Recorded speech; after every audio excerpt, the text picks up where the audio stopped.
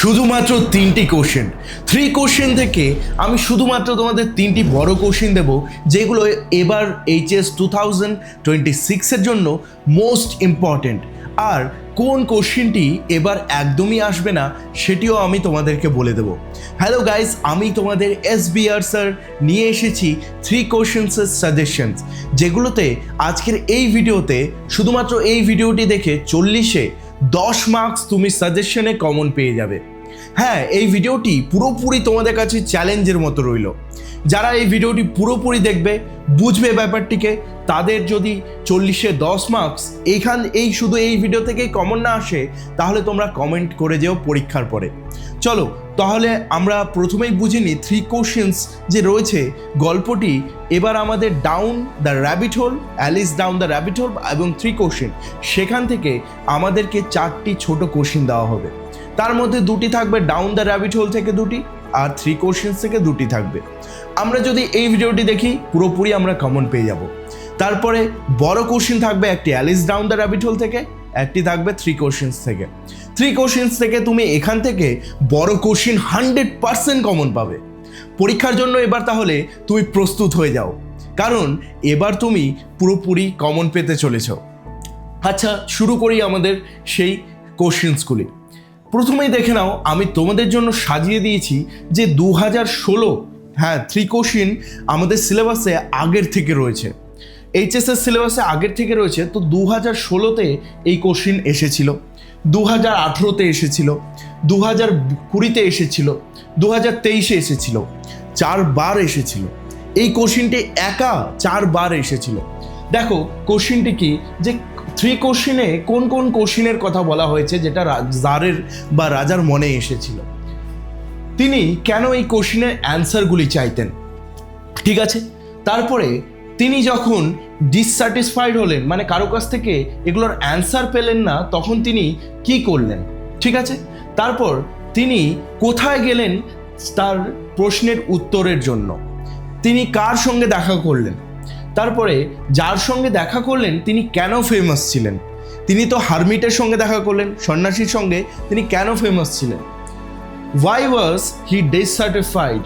কেন রাজা অসন্তুষ্ট হয়েছিল সেই জ্ঞানীদের সেই অ্যান্সারগুলি শোনার পর। কারণ জ্ঞানীদের অ্যান্সারগুলি কেমন ছিল, সবারই ডিফারেন্ট ছিল, একদম ইজি অ্যান্সার।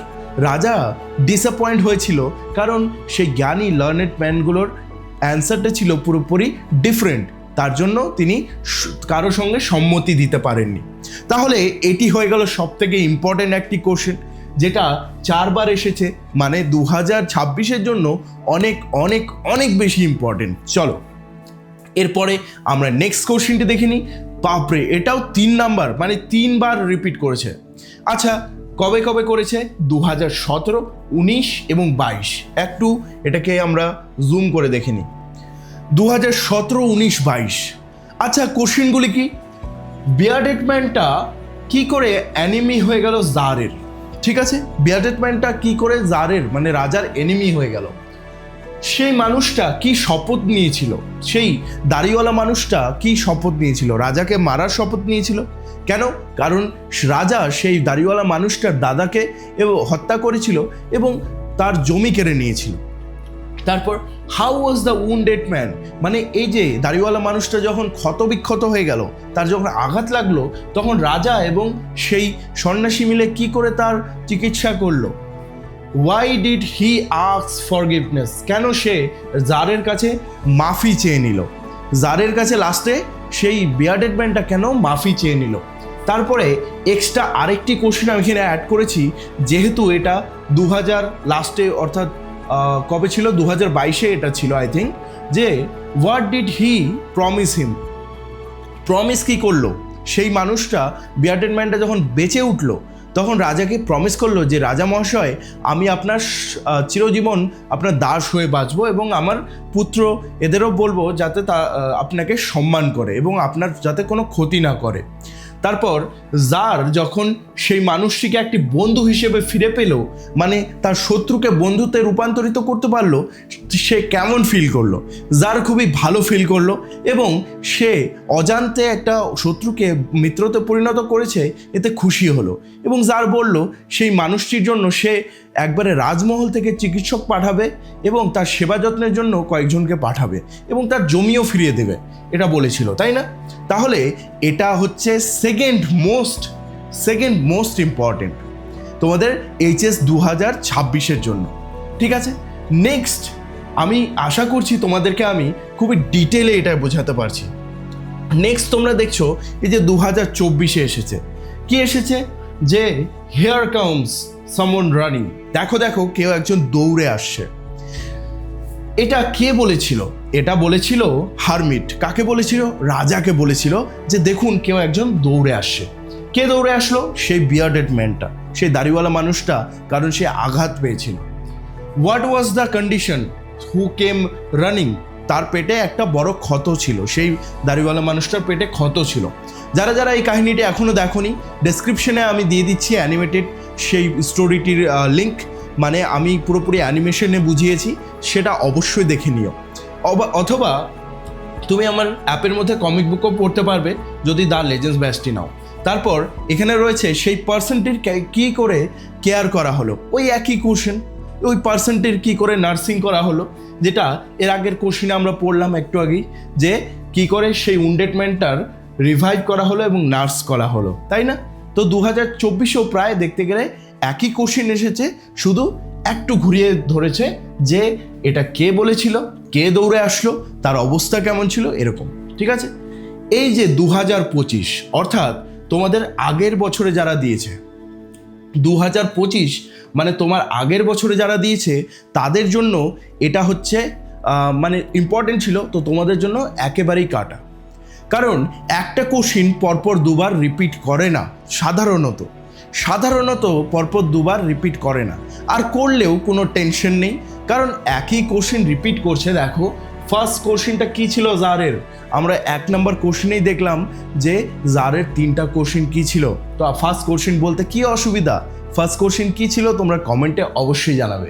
তারপর how did the learned man give answer to the first question, সেই শিক্ষিত মানুষরা, জ্ঞানী মানুষরা কী করে সেই ফার্স্ট কোশ্চেনে অ্যান্সারগুলি দিয়েছিল। এটা 2025-এ এসেছিল, তার মানে এটা অতটা ইম্পর্টেন্ট নয়, কারণ তোমরা 2026-এ দিচ্ছ, 26-এ এটা আসবে না, কারণ গত বছর চলে আসছে। তো এবছর আসার সম্ভাবনা কোনটা বেশি? সব থেকে বেশি সম্ভাবনা হচ্ছে 1 নাম্বারটা, ঠিক আছে, যেটা 2023-এ লাস্টে এসেছিল। তারপরে একটু বেশি ইম্পর্টেন্ট আছে এটা বিয়ার্ডেড ম্যানটা, তারপরে 3 নাম্বারটা ইম্পর্টেন্ট আছে। এবার নতুন কিছু কোশ্চিন রয়েছে, যদি তোমরা শুধুমাত্র 3 কোশ্চিন পড়ে যাও। দেখো আমার পুরোপুরি দায়িত্ব কী ছিল, তোমাদেরকে মোস্ট ইম্পর্টেন্ট সাজেশনগুলো দিয়ে দেওয়ার, সেটা আমি 3টা কোশ্চিন পুরোপুরি দিয়ে দিলাম। তোমাদেরকে বলেও দিলাম এইচএসে কোন কোন সালে এসেছিল, যেটা তোমরা অন্য কোনো জায়গায় গেলে কিন্তু সহজে পাবে না, তোমাদের নিজস্ব অনেক টাইম খরচ হবে। এবার আমার দায়িত্ব হচ্ছে তোমরা যদি 3 কোশ্চেন্স পড়ে যাও 100% কমন যাতে আসে, সেটার দায়িত্ব হচ্ছে আমার। তাই তোমাদেরকে আমি আরও কয়েকটি কোশ্চেন বলে দিই যেটা এবছর সম্ভাব্য রয়েছে, অবশ্যই পড়ে যাবে। একই কোশ্চেন, জাস্ট তোমাদেরকে একটু ঘুরিয়ে ধরতে পারে।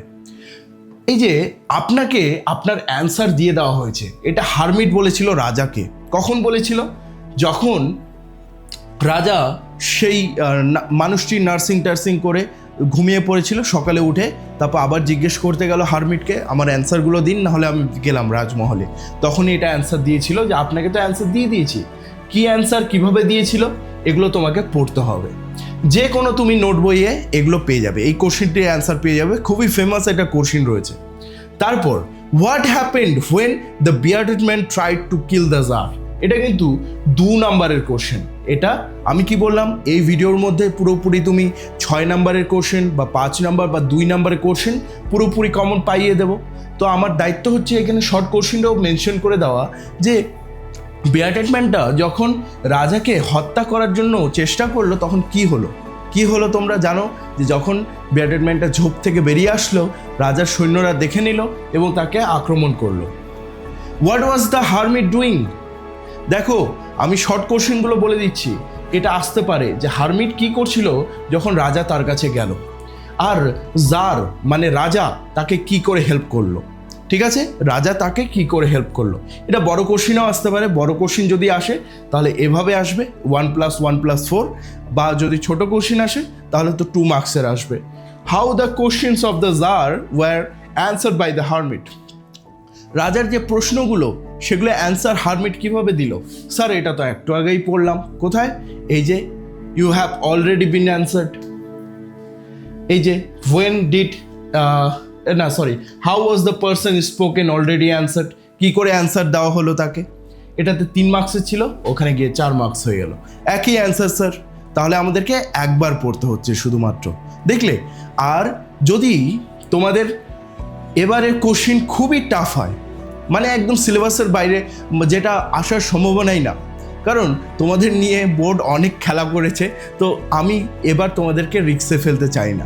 তার জন্য লাস্টে 2টা কোশ্চেন যেগুলো তোমাদের বলতে পারো জাস্ট সেফ, একটা যদি সেফ খেলতে যাও সেভাবে, যে তুমি টাইটেলটা পড়ে যাও 3 কোশ্চেন্সের, ঠিক আছে? 3 কোশ্চেন্সের নামকরণের তাৎপর্য, আর সঙ্গে কি থাকবে? জারের ক্যারেক্টারটা পড়ে যাবে, মানে রাজার ক্যারেক্টার এই গল্পতে। আচ্ছা, এই গল্পটি কে লিখেছে? লিও টলস্টয়, তাই না? লিও টলস্টয় কোথাকার লেখক ছিলেন? রাশিয়ার ছিলেন। রাশিয়াতে রাজাকে জার বলা হতো। তো আমি আশা করছি তোমাদেরকে টপ সেই 3 কোশ্চেন্সগুলো আমি দিতে পারলাম, যেগুলো সব থেকে ইম্পর্টেন্ট, ঠিক আছে? সব থেকে ইম্পর্টেন্টগুলো আমি দিতে পারলাম। এবং তারপরে এটা বলেছি 2025-এরটা দরকার নেই, তাহলে এটা 4 নম্বর ধরা যায় না, এটাকে বাদই দিয়ে দাও। 4 নম্বর হলো এইটা, 5 নম্বরটাকেই 4 নম্বর ধরতে হবে। তারপরে 6 নম্বরটা হচ্ছে তাহলে কি শর্ট কোশ্চেন, এটাকে ধরতে নেই। তারপর এখানে হচ্ছে বলতে গেলে তোমাদেরকে আমি হার্ডলি দিয়েছি 4, 5, 6টা কোশ্চেন দিয়েছি।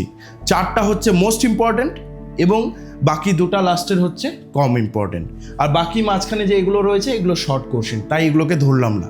তো মাত্র 6টা বড় কোশ্চেন থেকে তোমরা যদি পরীক্ষাতে, মানে এইচএস লেভেলের পরীক্ষাতে একদম 100% কমন পেয়ে যাও এবং 10 নাম্বার তুলে নিতে পারো, ভাবো 40-এর মধ্যে 10 মানে অনেক কিন্তু মার্কস হয়, 25%। তাই তোমাদের আমি এই ভিডিওটিতে বলছি যে ভালো মতো এগুলো পড়ে নিও। এর নোটগুলো যদি প্রিমিয়াম টপার্স লাইক নোট দরকার হয় তাহলে আমার অ্যাপটি ডাউনলোড করতে পারো, সেখানে দ্য লেজেন্ডস ব্যাচে আমার লিখে দেওয়া টপার্স লাইক নোট তুমি ডাউনলোড করে নিতে পারো, প্রিন্ট আউট করে নিতে পারো, সেগুলো পড়তে পারো। প্রতিটি চ্যাপ্টারে তুমি ডাউনলোডেবল পিডিএফ নোট পাবে এবং আমি শর্ট কোশ্চেনে অ্যান্সার করানোও শেখাবো এই ডিসেম্বর এবং জানুয়ারি মাসে। আর সঙ্গে আমরা গ্রামারও প্র্যাকটিস করব। এসে রাইটিং, ব্লগ রাইটিংয়ের ওপরেও আমরা কাজ করছি। এসে রাইটিং সেখানে কমনগুলো আমি দিয়ে দিয়েছি এবং blog writing, essay writing common বলতে গেলে এসে রাইটিং মোস্ট ইম্পর্ট্যান্ট টপিকসগুলো আমি দিয়েছি, আর ব্লগ রাইটিং যেটি রয়েছে সেটিও আমরা প্র্যাকটিস করব। আরও নতুন ভিডিও নিয়ে, নতুন সাজেশন নিয়ে, নতুন কমন সাজেশন নিয়ে আবার দেখা হবে। See you soon guys.